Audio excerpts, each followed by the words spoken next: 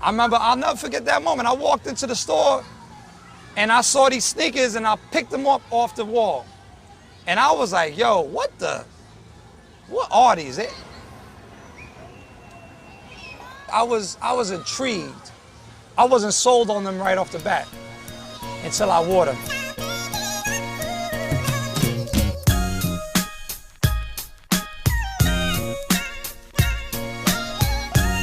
It was the ball-playing community that wore those sneakers off the bat to play ball.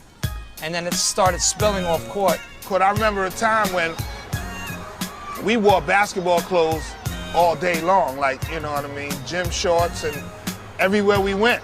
And we had sneakers on, gym shorts, and a jersey or a tank top because we played ball. That's how we lived. Let me make a connection for you.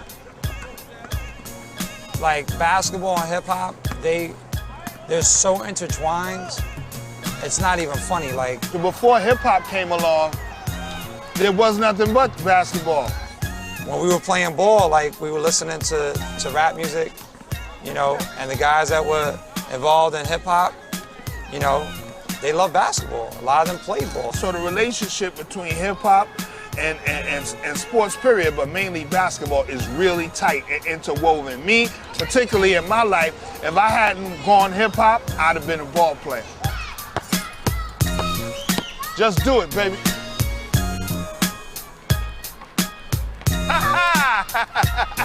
You know, so there's always been that connection of like hip hop, basketball, New York, and the styles mesh. You know, walking here is a very functional part of living in New York, you know. So if you're going to walk, you know, it's like, what do you want to be seen in?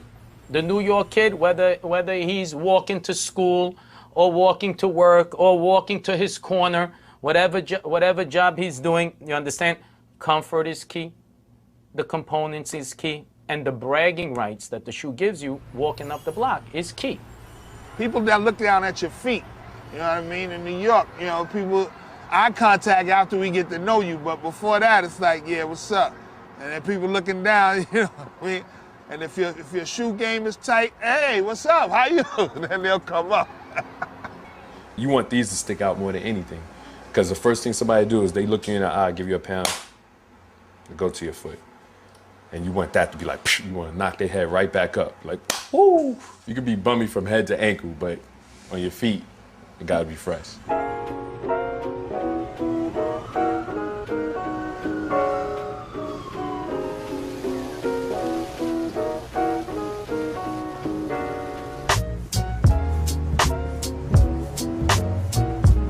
Harlem has always been such like a headquarters, if you will, or center for African-American style, a great place for music, basketball,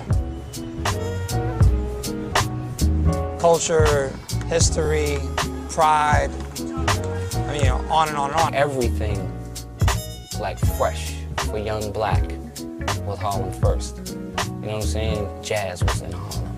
The Apollo was in Harlem. All the flashy basketball players were in Harlem. They were all driving up there in Rolls Royces. Being in Harlem and getting those sneakers, you called them Harlems, you called them Uptowns. You lived in Brooklyn and you called your sneakers Uptown. Cats from Brooklyn, they knew what time it was, you know. Cats from LES, they knew what time it was. They had to come uptown to get Air Force Ones, or Airs, or Uptowns, or Nike Airs, Nike Airs. You know, that's what we originally called it, Nike Airs. That was the original nickname for the Air Force One. Now, you can go anywhere in the Bronx, Manhattan, Brooklyn, Queens, wherever, and ask for a pair of Uptowns, and they're gonna know what you're talking about. It was just such a beautiful sneaker to wear, and it came out in colors. You know, you had the fruit flavors, what we call them. You had the orange, you had the burgundy, you had the forest green, you had light blue. You know, so that meant that you could dip it up with different outfits. And there's 1,700 different Air Force Ones.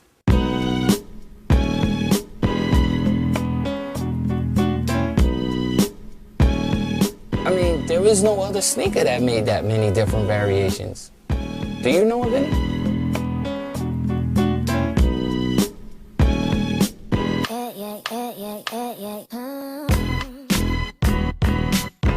Nothing is as popular in dressing circles and, you know, in being fresh to death circles than Air Force Ones. That's some people's dress shoe. Like they'll get fly, like that's it. Like I wear with my linens. I put on my little tux with it. You know what I mean? Like and get married in them. Those are like one of those only sneakers that you could really do that and get away with it. Oh my goodness, I'm gonna kill them with these right here. Oh, these right here, go murder them. Woo! If somebody spill a drink, you really end up murdering somebody. See, it's not just about having an ill pair of sneakers, it's about putting it together properly. Because if you put it together properly, that neck that snaps breaks a little harder.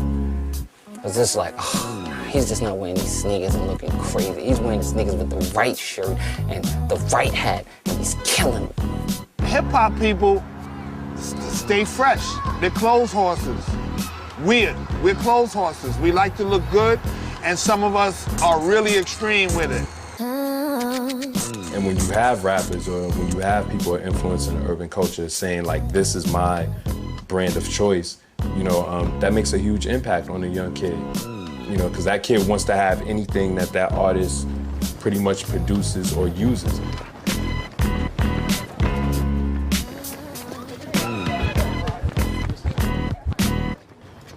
You know, in one sense, you could probably credit hip-hop in general almost 100% for the popularity of both the brands and sneaker culture as we now know it. But at the same time, it's a little bit the chicken and the egg, and hip-hop in general is a reflection of what's going on in the streets.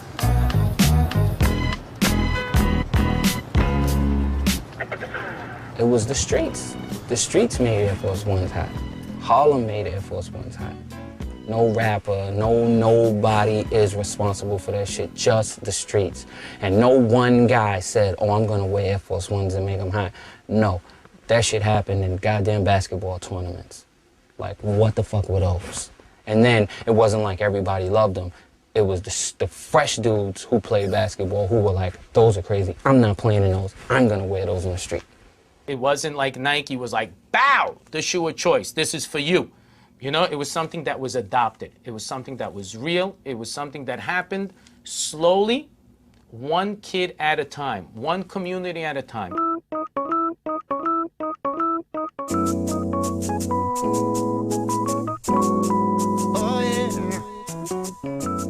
Air Force Ones will move without a commercial, without a superstar.